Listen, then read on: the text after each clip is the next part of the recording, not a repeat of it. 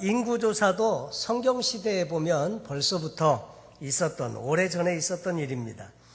오늘 말씀을 보니까 다윗이 이스라엘의 인구조사를 하는 내용이 나오는데, 그 부하들을 시켜가지고 이스라엘 전역에 살고 있는 이스라엘 사람들의 인구를 다 조사하게 하는 일을 합니다. 주로 인구조사하는 목적은 뭐냐면 세금 때문에 세금을 얼마나 걷어들일 수 있는가, 이런 것들을 알기 위해서 인구조사를 하고요. 또 전쟁이 벌어지면 전쟁에 나가서 어떻게 이 전쟁을 치룰까, 군사의 수가 얼마나 되나, 이것을 헤아리기 위해서 인구조사를 합니다. 그런데 인구조사하는 것이 그런 목적들이 주로 있는데, 이때는 웬일인지 인구조사한 이 일이 하나님 앞에 큰 죄가 되었더라 하는 거죠. 그래서 일로 말미암아 하나님이 진노하셨고, 그래서 그 하나님의 진노하심으로 말미암아 이스라엘 백성들에게 어려운 일이 생기게 되었다고 하는 것입니다. 근데 오늘 본문에서 하나님이 진노하신 이유는 다윗이 인구조사를 했기 때문인데, 그러면 인구조사하는 것이 죄냐? 안 그렇습니다. 옛날에 출애굽한 다음에 홍해를 건너갔을 때 하나님이 모세에게 인구조사를 하게 해요. 그래서 인구조사를 다 했습니다. 그리고 가나안 땅에 들어가기 전에 여호수아에게 이제 인구조사를 시키는 내용이 성경에 나오죠. 그래서 성경에 보면 구약 성경의 민수기라고 하는 것은 인구조사한 거, 2번 인구조사한 내용이 있거든요. 그래서 민수기라는 이름이 사람들의 숫자를 헤아렸다는 뜻으로 민수기입니다. 자, 그런데 그때는 죄가 안 되다가 왜 다윗 때는 이것이 죄가 되었나? 그리고 다윗에게 내린 징벌이, 인구조사 때문에 내린 징벌이 상당히 엄해요. 그래서 3가지 중에 하나를 선택하라고 하죠. 7년 동안 기근을 줄까? 아니면 네가 석 달 동안 대적을 피해가지고 도망자가 돼가지고 3개월 동안 도망 다니게 할까? 아니면 3일 동안 이스라엘 온 지역에 온역을 줄까? 그래서 이 3가지 중에 하나를 선택하라고 하는데 다 쉽지 않죠. 7년 동안 기근이 들면 얼마나 고생이 많겠어요. 그리고 거기다가 대적을 피해가지고 3개월 동안 도망자가 돼가지고 허겁지겁 도망다니는 생활을 하려고 하니까 이것도 보통 어려운 일이 아니고요. 그래서 결국 다윗이 차라리 하나님 손에 맡기자, 그리고 온역을 택하는데 3일 동안 온역이 내렸는데 일로 말미암아 몇 명이 죽었다고요? 7만 명이 죽었다고요. 예. 이만큼 하나님 보시기에 이것이 큰 죄가 되었는데, 여러분, 인구조사가 왜 죄가 되는 건가? 그런 생각을 하게 되지요. 그런데 민수기서에 보면 그것이 죄가 안 됐다고 하는 건데, 그런데 이번만큼은 달랐다고 하는 것입니다. 그래서 많은 사람들이 온역 가운데 죽어가게 된 것을 성경은 기록해주고 있는데, 왜 다윗의 인구조사가 죄가 되었을까 하는 거죠. 이것은 이제 성경을 보면 다윗 자신이 인구조사가 끝난 다음에 죄가 되는 것을 먼저 알았어요. 그래서 이렇게 고백을 합니다. 9절에 보면 다윗이 인구수를 조사한 후에 10절 말씀입니다. 그 마음에 자책하고 여호와께 아뢰되 내가 이 일을 행함으로 큰 죄를 범하였나이다. 여호와여, 이제 간구하옵나니 종의 죄를 사하여 주옵소서. 내가 심히 미련하게 행하였나이다 하니라. 이건 다윗의 기도거든요. 다윗이 하나님 앞에 기도할 때, 하나님, 내가 죄를 졌습니다. 큰 죄를 졌습니다. 용서해 주십시오. 내가 심히 미련하게 행했습니다. 이렇게 고백을 하고 있습니다. 인구조사가 끝났을 때 다윗은 그 전까지는 몰랐는데 이것이 죄가 되는 것을 자각하게 됩니다. 여러분, 뭐가 문제입니까? 인구조사인데 이것은 한마디로 말하면 하나님 앞에 뭔가 인구조사가 불신앙적인 것이 있었다고 하는 거예요. 그것은 뭐냐면 그 마음에 하나님을 자기의 숫자에 카운트하지 않고 하나님을 생각하지 않고 하나님을 염두에 두지 않고 하나님을 계산에 두지 아니하고 한낱 눈에 보이는 세상적인 것들을 헤아렸다고 하는데 문제가 있습니다. 여러분 9절 말씀을 보면 요압이 인구 도수를 함께 고할 때 이렇게 말해요. 곧 이스라엘에서 칼을 빼는 담대한 자가 80만이고 유다 사람이 50만이었더라. 인구조사를 하면요, 남자가 몇 명, 여자가 몇 명, 그 다음에 60세 이상은 몇 명, 전쟁에 나갈 수 있는 사람들은 몇 명, 그리고 아직 그 어린 사람들은 몇 명, 이렇게 해가지고 어느 지역에는 얼마나 살고 어느 지역은 얼마나 이렇게 살고 있고, 이런 내용들이 종합적으로 보고가 되어야 하는데, 보고하는 내용이 뭐예요? 칼을 빼는 군사의 숫자가 몇 명이냐 이거예요. 전쟁에 나갈 때 이스라엘 자손 중에서 칼을 빼는 담대한 자가 80만이고 유다족 속들 중에서는 50만이고, 그래서 지금 군대로 모을 수 있는 사람들의 숫자가 몇 명이라고요? 130만이라고요. 그런데 인구조사가 다 끝났고, 그런데 정작 보고한 내용은 군사의 숫자가 보고됩니다. 그러니까 다시 말해서 다윗의 관심은 어디에 있었느냐면 군대의 숫자에 있었다 그 말이죠. 왜 그랬을까? 다윗은 이 군대의 숫자, 이 많은 군대가 자기의 나라를 지켜주고 자기를 지켜주리라고 생각을 한 거예요. 그래서 인구를 조사하게 했는데, 이 인구조사가 하나님 보실 때는 참 큰 죄로 여겼더라 하는 거죠. 또 다른 관점에서 이것을 생각해 보면, 하나님이 만약에 이스라엘 편에 서 계시다고 하면 사람들의 숫자가 많고 적음이 별 의미가 없다는 거예요. 왜냐하면 하나님이 함께 해주시면 모든 전쟁에서 이기게 하시고 승리하게 하신다는 것을 모든 이스라엘 백성들과 더불어서 다윗도 알고 있는 내용입니다. 여러분 그렇잖아요. 하나님이 함께만 하시면 뭐가 두렵습니까? 전쟁도 다 이기게 하시고 승리하게 하시는 분이 하나님이신데, 그럼에도 불구하고 이 다윗이 인구를 셌다는 거예요. 여러분 기드온의 이야기 잘 아시잖아요. 그 미디안 사람이 몇 명의 그 군사를 이끌고 왔느냐면 자그마치 13만 5천 명의 군사를 이끌고, 그리고 이스라엘을 치기 위해서 왔습니다. 군대를 모아보니까 3만 2천 명이 나왔어요. 근데 하나님은 3만 2천 명이 많다는 거예요. 그래서 마음에 두려움 있는 사람은 다 집으로 돌아가라. 그래가지고 몇 명 남았어요? 10,000명 남았어요. 근데 10,000명 대 13만 5천 명 전쟁하면 게임이 됩니까? 안 되잖아요. 그런데도 하나님은 10,000명도 많다는 거예요. 숫자를 줄이라는 거예요. 그래서 몇 명으로 줄여요? 300명으로요. 300명으로 줄였는데 이 300명도 칼을 가지고 전쟁에 나간 게 아니고 항아리하고 횃불만 가지고 전쟁에 나가잖아요. 그럼에도 불구하고 하나님께서는 큰 승리를 거두게 하시는 것을 보게 됩니다.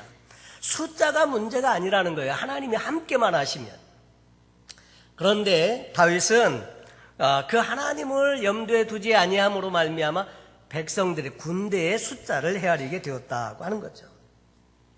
우리가 알고 있듯이 원래 다윗은 왕이 될 만한 사람이 아니었습니다. 다윗은 원래 목동이었어요.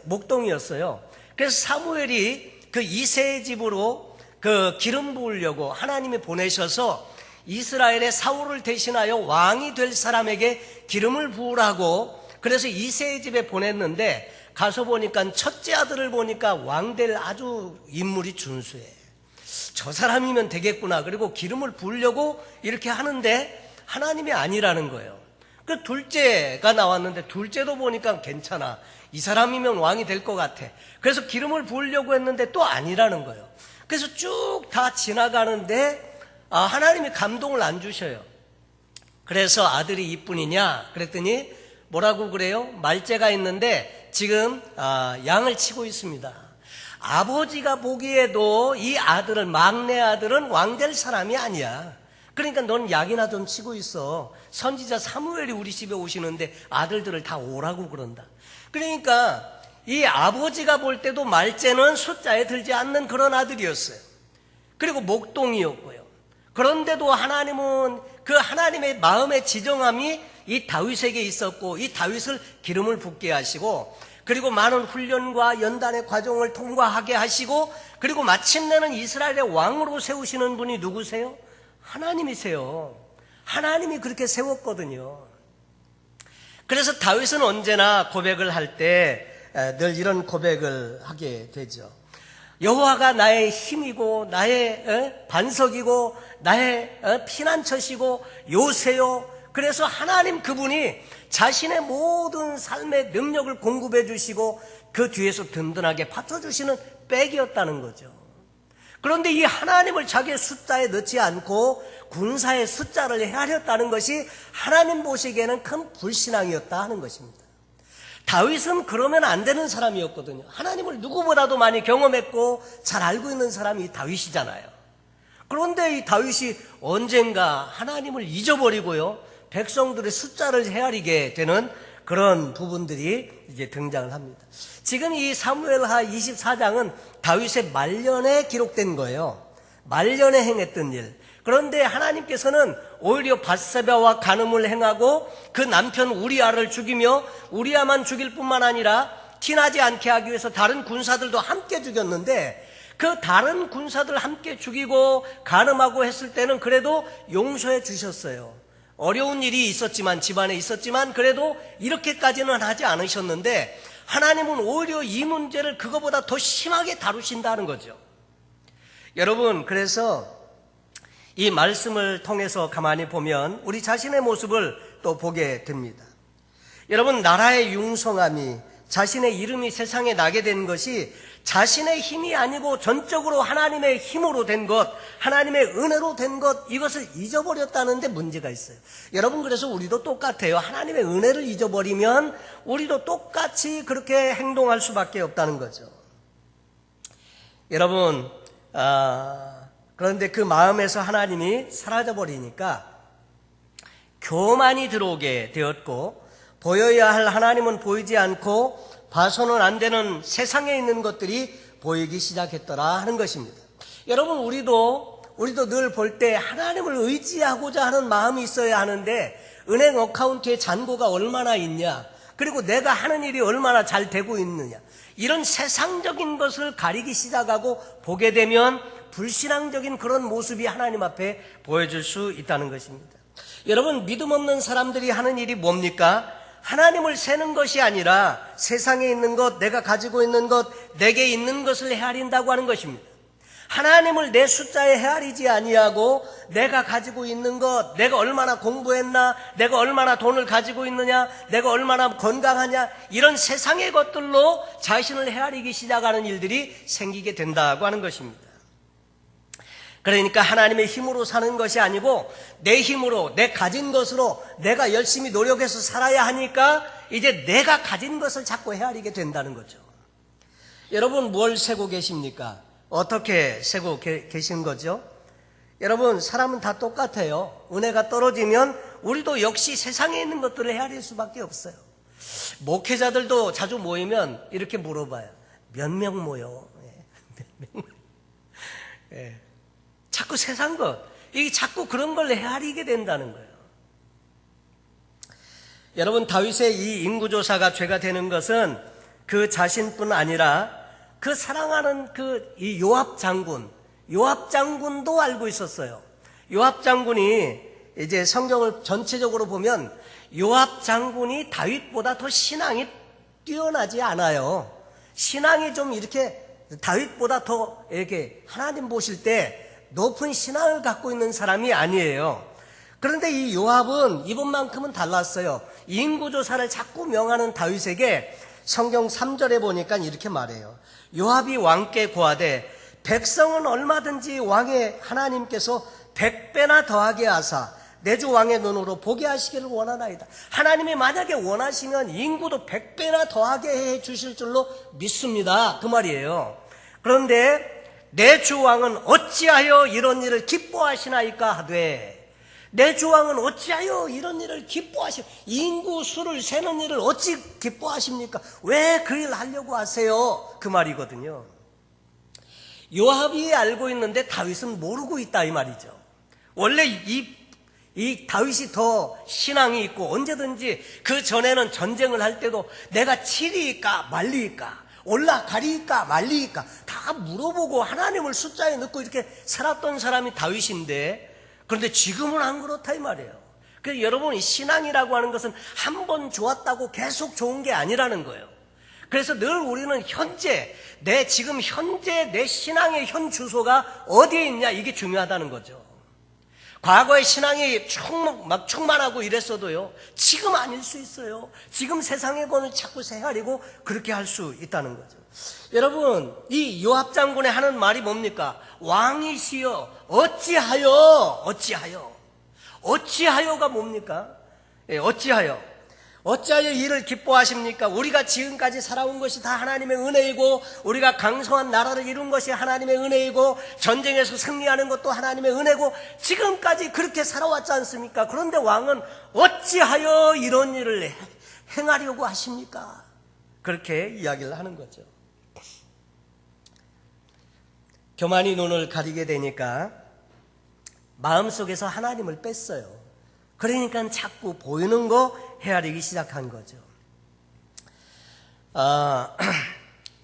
오늘 이 본문 내용은 처음에 시작할 때 하나님이 또다시 이스라엘 백성들에게 진노하셔서, 그래서 이스라엘 백성들에게 진노를 베풀려고 한 것처럼 이렇게 말하는데, 역대 그 본문에 있는 내용을 다른 성경에서 보면, 역대상 21장에 보면 같은 본문을, 같은 사건을 다루는데 조금 다르게 표현을 합니다.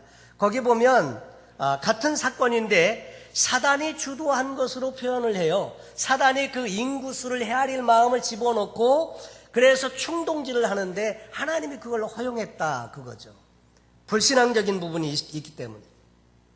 그래서 단순히 이 사건의 핵심은 인구조사가 문제가 아니고 인구조사를 하게 만들었던 마음의 경향, 다시 말해서 보이지 않는 죄악의 바이러스의 실체가 중요한 것이다 하는 거죠.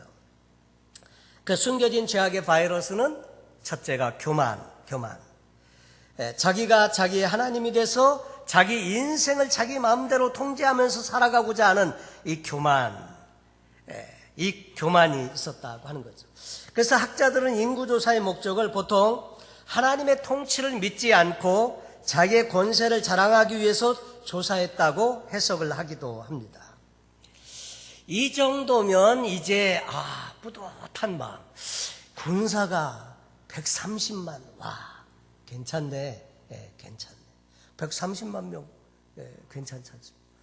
한국의 군대의 숫자가 60만 명 뭐 이랬거든요. 근데 130만이면 아주 막강한 군사력을 가지고 있는데, 그것을 보고 다윗은 뿌듯해했는데 그러는 순간에 팍 깨달음이 왔다는 거죠. 이게 죄다. 그래서 회개하는 내용이 나옵니다. 다니엘서 보면 느부갓네살 왕이라고 그 바벨론의 가장 초강대국을 이룬 위대한 왕이 있습니다. 이 느부갓네살 왕이 어느 날 그 높은 궁전 꼭대기에 올라가서 다 거닐면서 그 나라를 쫙 이렇게 보다가 갑자기 이런 마음이 들었어요. 이 큰 왕국을 내가, 그 순간 어떻게 됐습니까? 이 큰 왕국을 내가 이러는 순간에 하나님이 그냥 팍 쳐버리니까 어떻게 돼요? 정신병자가 돼버려요. 그래서 그냥 짐승처럼 바깥에서 풀을 뜯어먹으면서, 그리고 찬 이슬을 맞으면서 짐승처럼 머리를 다 풀어헤치고 그러면서 짐승처럼 사는 거예요. 얼마 동안? 7년 동안. 그리고 7년 후에 다시 제정신이 돌아오잖아요. 제정신이 돌아오니까 그때 느부갓네살 왕이 깨달은 거예요. 전능자가 있다는 거, 자기는 그 전능자의 손길에 그저 그냥 이렇게 쓰임받는 도구라는 걸 깨닫게 되고, 그리고 엎드리지 않습니까? 여러분, 우리 신앙도 그래요. 우리가 이렇게 정말 하나님의 은혜 가운데 사는 것, 여러 가지 역경이 있고 어려움이 있고 힘든 일이 있음에도 불구하고 이렇게 오늘날 건재하게 하나님 앞에 나와서 예배하고 은혜로운 삶을 사는 것, 이것은 하나님의 전적인 은혜라는 거죠. 다윗은 그렇게 고백했습니다. 여호와는 나의 목자시요 내가 부족함이 없습니다. 이렇게 고백을 했고요. 아까 시편 그 읽어드린 말씀처럼 나의 힘이 되신 여호와여 내가 주를 사랑하겠다. 여러분, 우리 힘의 근원이 어디 있습니까? 여호와께 있는 거예요. 하나님께 있는 겁니다. 그래서 하나님을 의지하면 우리가 하나님의 도우심 받아서 능력 있는 성도의 삶을 살 수 있는 비결도 거기에 있다는 거죠. 여호와는 나의 반석이시요 나의 요새시요 나를 건지시는 자시요 나의 하나님이시요 나의 피할 바위시요 나의 방패시요 나의 구원의 뿌리시요 나의 산성이시로다. 여호와 그분이 나의 모든 것을 다 이끌어 주시고 지켜주시고 보호해주시고 인도해주시고 공급해주시는 그런 목자가 되시는 분이시다 이거죠. 그러므로 내가 조금도 부족함이 없다. 이 고백을 했던 다윗이 그 말년에 이 하나님을 잊어버린 거예요. 그래가지고 자꾸 군사의 숫자를 헤아리다 보니까 나중에 군사가 보고를 다 받은 다음에 이 깨달은 거예요. 그래서 사실 보면 우리도 똑같습니다. 우리의 힘은 하나님이세요. 그래서 하나님만 의지하는 것이 신앙의 핵심이고요. 그게 신앙생활이죠. 그리고 그 하나님의 은혜 가운데 감사하면서 기뻐하면서 그분의 선한 뜻을 이루어드리면서 사는 것이 인생의 남은 동안에 우리가 살아야 하는 이유인 것이죠. 여러분, 인구조사를 마쳤을 때 다윗은 자신의 교만함을 깨닫게 되었고 그리고 하나님 앞에 회개합니다. 그럼 too late. 너 뭘로 맞을래? 옛날에 그랬다잖아요. 사또 시절에 어떤 사람이 그냥 큰 죄를 범했어요. 너 세 가지 중에 하나 택해라. 뭘로 벌을 받을래? 양파 100개 먹을래? 곤장 100대 맞을래? 백냥 낼래? 돈 내기는 너무 아까운 꾸두세라. 그래서 맞기는 너무 아플 것 같고 그래갖고 양파 100개 먹겠습니다. 30개쯤 먹으니까 더 못 먹는 거지. 너무 이게 속이 쓰리고 아파갖고 차라리 곤장 맞겠습니다. 곤장을 맞다 보니까 이거 맞다가 죽을 것 같아. 그래서 돈 100냥 내겠습니다. 처음부터 100냥 냈으면 그렇게 고생 안 해도 되지. 사람이 미련해요, 이렇게. 다윗은 결국 그 하나님의 그 온역을 선택을 하게 되었는데, 그래서 여러분, 우리가 하나님께 이렇게 벌 받을 때 하나님은 우리가 세고 있는 것, 그것을 걷어가세요. 인구수 많이 헤아려서 좋아했는데 3일 만에 7만 명이 죽었어요. 다윗의 범죄 때문에. 여러분, 하나님을 숫자에 헤아리지 아니하고 그렇게 살아갈 때 하나님은 우리가 의지하는 것을 빼앗으십니다. 그래서 오늘 본문의 그 이후에 보면, 그래서 7만 명이나 되는 많은 사람들이 고통 가운데 죽어가게 되었다고 하는 거죠. 그 다윗의 총명하던 다윗이 어떻게 이렇게 되었는가? 죄가 들어오니까, 그리고 교만해지니까. 솔로몬도요, 그렇게 지혜로운 왕이었는데 어떻게 우상 숭배에 빠지고 그렇게 살게 되었나? 이게 교만 때문에 그런 거예요. 그 지혜를 주신 분이 누구신지를 잊어버린 거죠. 요즘은 그래서 사람들이 치매 많이 이렇게 염려하잖아요. 근데 영적인 치매가 있어요. 영적인 치매. 하나님의 은혜를 자꾸 잊어버리는 거예요. 네. 그래서 죄가 들어오면 분별이 흐려지고 그렇게 되는데, 우리도 방심하면 안 됩니다. 우리는 자만하면 안 되고, 언제나 성경은 우리에게 거울이거든요. 그래서 거울을 통해서 우리에게 가르쳐주는 거거든요. 이렇게 살아야 한다는 것을 우리가 직접 경험하고 깨달아 알기에는 인생이 너무나 대가가 많이 크고 세월도 많이 가고 그러지 않습니까? 그러니까 성경에 있는 다른 역사적인 내용이나 이런 걸 통해서 교훈을 얻어야 그것이 지혜로운 것이다 하는 거죠. 그래서 그 나라에 갑자기 7만 명이 죽게 되었는데, 상상해 보십시오. 7만 명이 죽었는데 동네 곳곳마다 막 곡소리가 나는 거예요. 장례의 행렬이 이어지는 거예요. 사람들마다 분위기가 그냥 완전히 막 이 집 건너 한 집 건너 저쪽에도 막 이렇게 사람들이 죽어가니까 얼마나 슬펐겠습니까? 예, 그리고 이 본문의 시기는 보면 요압 장군이 원래 군대 장관인데 전쟁터에 나가 있어야 되는 사람이거든요. 요압 장군과 그 군인들이 전쟁에 안 나가고 9개월 20일 동안, 거의 10개월 동안 지금 나라에서 인구조사하느라고 돌아다니고 있어요. 그건 무슨 얘기예요? 이제는 주변국을 다 정리했어요. 전쟁의 위협이 없어요. 그리고 지금은 안정된 시기예요. 그래가지고 전쟁터에 요합이 안 나가도 괜찮은 그런 때라는 거예요. 다시 말해서 이때는 태평성대를 이루고 있는 이때인데, 그런 때에 우리는 더 조심해야 한다는 거죠. 여러분, 잘 나갈 때 조심해요. 사람이 언제 타락해요? 잘 나갈 때 타락하는 거예요. 어렵고 힘들 때는 그럴 여력이 없어요. 그저 하나님 앞에 엎드려서 하나님 살려주세요 막 이러다가, 먹고 살만하고 이제는 모든 일이 잘 풀리면 그때는 자꾸 딴 일을 이렇게 돌아보게 되고, 그리고 불신앙 가운데 빠지게 되는 거예요.